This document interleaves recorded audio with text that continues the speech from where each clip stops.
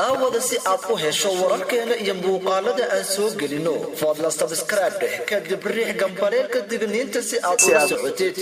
wax walba cusub oo aan soo gelino mahadsan khiyaanadii ugu weyneed gabadh qaab matalaad lagu mehersaday iyadoo aan ogayn gabadh 22 sano jir ah oo u dhalatay Hong Kong ayaa lagu khiyaanay matalaad ay sameeysay waxaana gabadhan la mehersaday iyadoo aan ogayn balse mooda in ay kaliya sameeynayso meher matalaad ah sheekadan gabadha ayaa waxa si weyn u hadalhaya warbaahinta qaarkood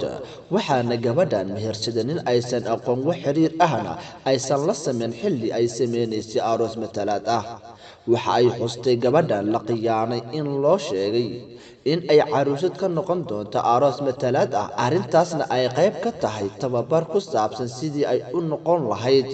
qof aroosyada qaban qaabiya xafladda arooska matalaada ayaa intii uu socday ayaa gabadhan iyo nin aysan aqoon waxa ay kala saxiixdeen waraaqaha sida sharciga ah la isugu mehersado markii dambana waxa dhacday meher ay gabadha mooday matalaad dhacdadan ayaa ka dhacday magaalo ku taala dalka Shiinaha waxa ayna gabadhan ogaatay in guurka matalaad lagu qiyaanay markii ay dib ugu laabatay Hong Kong oo markii hore ka tagtay gabadhan ayaa dacwad ay u gudbisay booliska ku guuldareysatay in wax loo qabto waxa ayna booliska u sheegeen in aysan hayn cadeyn muujinaysa in meherka gabadhan lagu sameeyay uu qalad yahay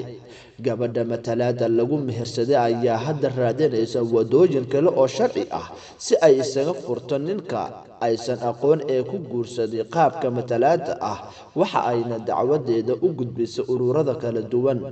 si ay wax ugu qabtaan daawada si aad u hesho wararkeena iyo muuqaalada aan soo gelino fadlan subscribe kadib riix gambaleelka digniinta si aad u socotid wax walba cusub oo aan soo gelino mahadsan